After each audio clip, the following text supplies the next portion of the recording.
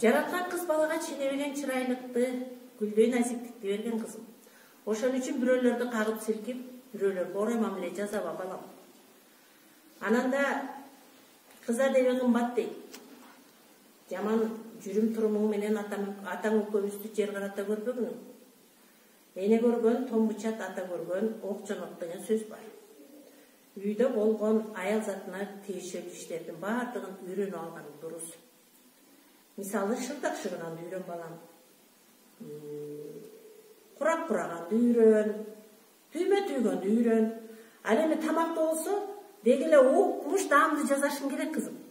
Кел жеген адам деги эле бир укмуш экен дегендей болсун.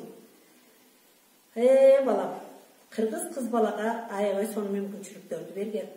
Ана мүмкүнчүлүктөрдү берди деп эле бош болуп кетпей, ошо менен бирге көптөгөн нерсеге тыюу да салышкан. Мисалы, шыпырган бойдон шыпыргы менен бастырып койбо дейт. Караңгыда эшикке чыкпа дейт.